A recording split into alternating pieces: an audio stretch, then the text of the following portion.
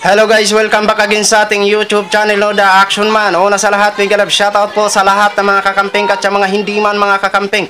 Kung interesado ka sa video ito, patapusin mo na hanggang dulo at huwag nyo nang kalimutan na i-like at i-share ang ating video para malaman naman ng iilan sa ating mga kababayan na nagtutulog-tulugan sa katotohanan.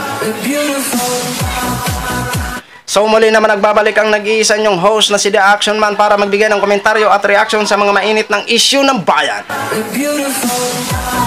So ito mga ka-action, no, may gusto lang po ako na i-share sa inyo about po ito sa pag-interview o paggisa sa katanungan ni Senadora Risa Hontiveros, mga ka-action, dito sa nasabing confidential fund na 125 million.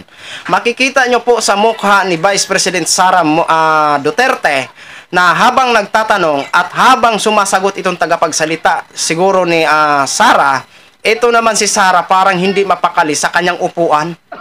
Oo, na para bang ayusin mo naman ang pagsagot na makalusot ako. Para hindi ho tayo magtagal mga ka-action, magmasdan yung mukha ni Sara ha, pagmasdan nyo. Ito na po, i-play na po natin ang video. Ang good share ng mga general details kung paano yung 125 million na iyon ay ginastos, no? Considering yung said amount ay inexpend sa loob ng 11 araw. Ito po yung akibat po nung pag-implement nung safe implementation of the programs, activities, and projects of the Office of the Vice President, libreng sakay, yung pagbubukas po ng maraming satellite office, yung pagbibigay po ng tulong sa libing, sa paggamot, sa napakarami po. There's so many services that were provided by the OVP, Ron. Ibig sabihin, Mr. President, good sponsor, yung 125 million ginastos sa 11 araw o on average mga 11.3 million a day ay ginamit lahat yan para lang ligtas na maimplementa ang mga libreng sakay o paghahanda para magbukas ng satellite offices o magpalibing, magpagamot na itong lahat, yung pagsisiguro ng kaligtasan nito, yan ay umabot sa on average 11.3 million pesos a day, Mr. President? Yung 11 days, yun po yung period of disbursement ng pera ho. But if you include the period for obligation, it was actually 19 days. And if we look at the services performed or the use of the funds, goes beyond actually the 11 or whether there's 11 days or 19 days. Sige po, Mr. President, good sponsor. Kahit sabihin natin for the sake of argument, so ginastos yung 125 million sa 19 days. Still, 6.5 million pesos a day iyon. Your Honor, actually the funds were requested as early as August 2022. But the SARO, or the authority to obligate and disburse the money, was only given in December. So talagang, kumbaga, obligado rin silang gastusin yung pera, Your Honor. Yes, thank you, Mr. President. Good sponsor. Kung ano man, kung yung SARO na-release sa Disyembre, still, kaya yung interest at yung curiosity ng publiko, bakit at paano nakagastos ng ganyang kalaki sa napakaikling panahon lamang. So yun na ho mga ka-action, no? Sumagot na po ang tagapagsalita ni Vice President Sara Duterte. Nakita niyo po yung habang nagsasalita habang nagtatanong si Senadora at sumasagot naman ang tagapagsalita, siguro yun ni Vice President Sara Duterte. Nakita niyo ba yung hindi mapakaliman ito si Sara?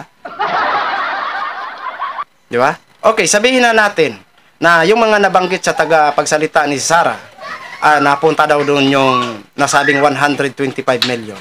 At yun na nga ang tanong ni Senadora Risa Hontiveros na gumagastos sila ng 600 mahigit 6 million mahigit a day sa mga nasabing sponsors, sa mga nabanggit ng tagapagsalita.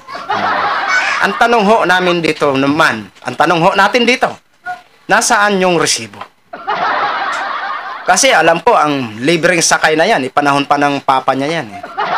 Di ba? At alam ko yan na nahinto din yan.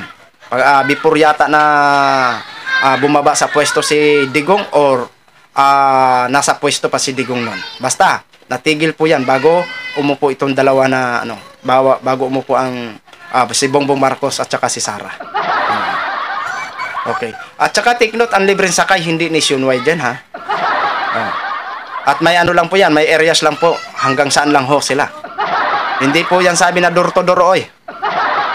Di ba? Halatado naman talaga at hindi ho tayo naniniwala na ang lahat ng mga binanggit ng tagapagsalita na yon ay napunta ang 125 million sa mga nasabing project na binabanggit. Ang tanong, saan po ba yung mga satellite na yan nakapantayo? Saan ba yan mga satellite na yan pinaglagay? Di ba? Kaya, hindi pa rin kami kumbinsido. Sa mga sinasabi nyo dyan, oy, ibalik nyo ng 125 million para matapos na yung issue na yan. Ngayon, kung wala na yung 125 million, abunuhan nyo yan. Milyonaryo naman ho kayo.